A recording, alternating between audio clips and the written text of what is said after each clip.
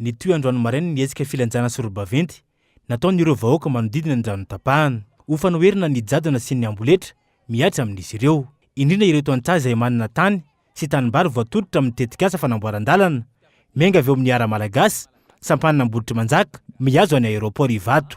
Fa motena ny fiainam-bahoaka no andikan'ny tantsaha ity toa zava-misy ity. Ny zavatra angatahanay dia alao mba henona amin'ny feom-bahoaka fa tsy hanaovana amboletra foana ny fidirana amin'ny fananan'olona na mifakana amin'ny fananan'olona.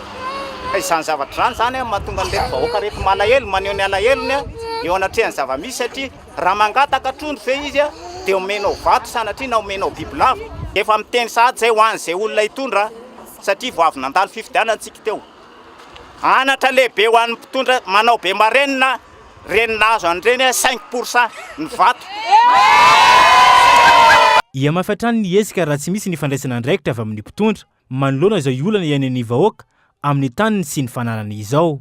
Hatreto tsy misy ihany koa ny fandraisana andraikitra avy amin'ny mpitondra ny toerana raha ny fanazavana. Ny hetsika ho ataonay zany dia iemafy ary iemafimafy kokoa raha ohatra mbola tsy miheno ihany ny mpitantana. Ny fanjakana dia araka ny teneniko teo, ny fanjakana tompoko dia ny vahoaka fa mpitantana no an'ny mpitondra. Fitantanana zany no an'ny mpitondra. Ka izay miteny dia hoe fanjakana dia tokony vahoaka zany ny henona satria ny fanjakana tompoko ny vahoaka ny fanjakana.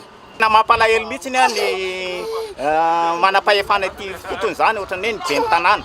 Ny ben'ny tanàna n'Ambohidratrimo tafiditra ao anatin'izany ny ben'ny tanàna ny Talatamaty ihany koa satria ireo olona ireo mampanao angazoma ny olona izay efa hita fa fanambakana no atao amin'ilay vahoaka.